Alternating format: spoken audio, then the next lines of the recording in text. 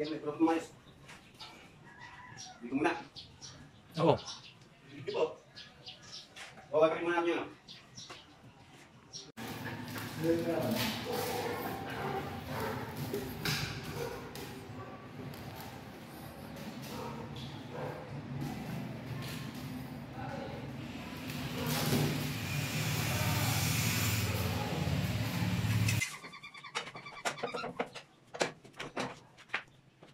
Okay. No. Okay.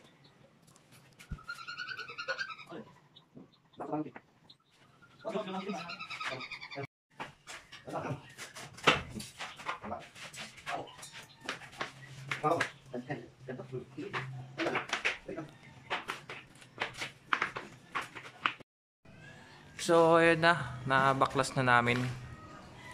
Naka-layout na rin siya. So, kung makita nyo, binuhusan namin yung poste. Yan yung magiging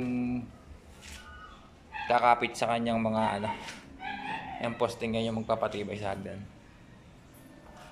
So, kung nakita nyo, ayan, may layout na tayo. Yung height niyan is 22 cm. Standard lang natin. Kasi yung dati nito, 30 cm yung nakalagay dito. Ang taas. Masakit sa tuhod. So, ayan, nakita mo ulit.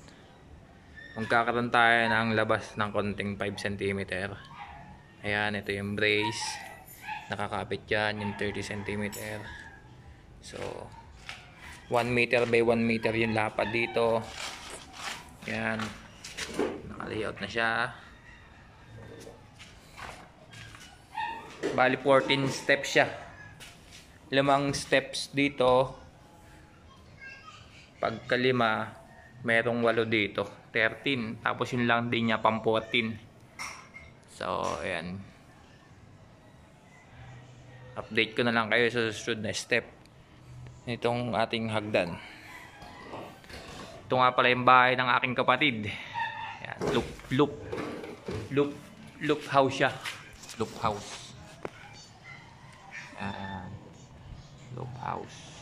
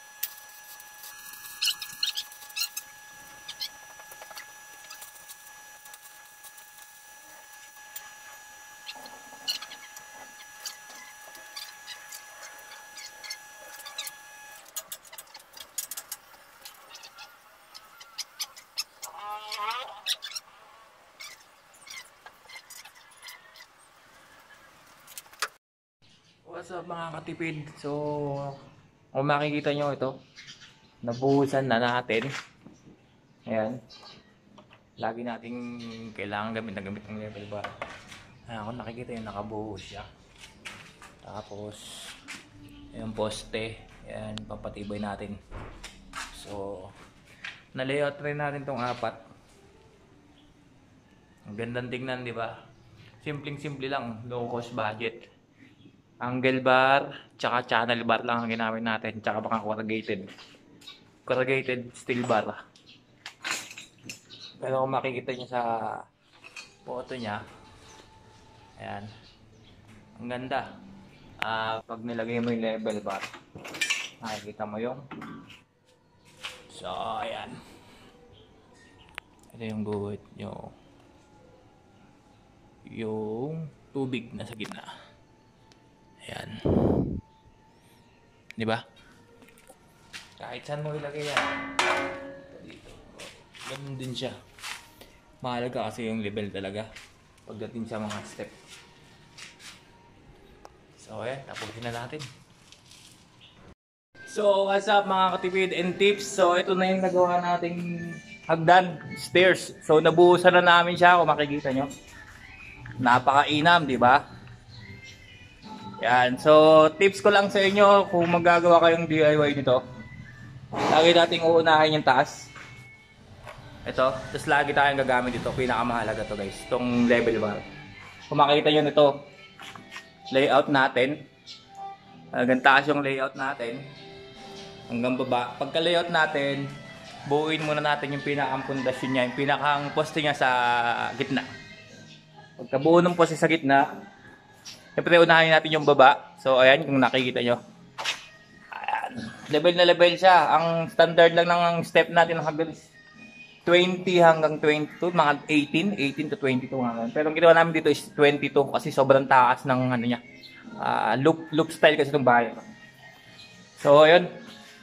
Ang sukat naman ng lapad at saka ang haba ng hagdan is 30 by 100. Kaya magaganda siya, matataba yung step niya, makikita nyo. So ngayon, continuation ng ilalatag namin step. Yan, so yan, continuation niya.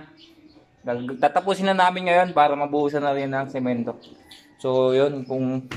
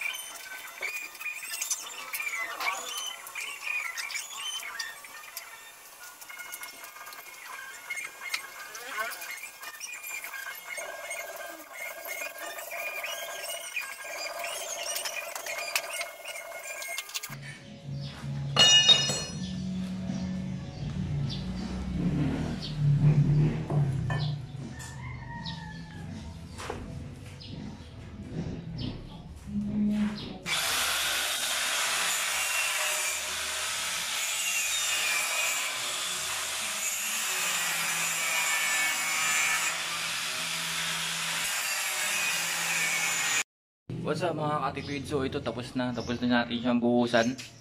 Ayan. Ayan, tapos na natin siyang buhusan. Kung makikita nyo, hindi ko na kasi na-video yung pagbuhos kahapon.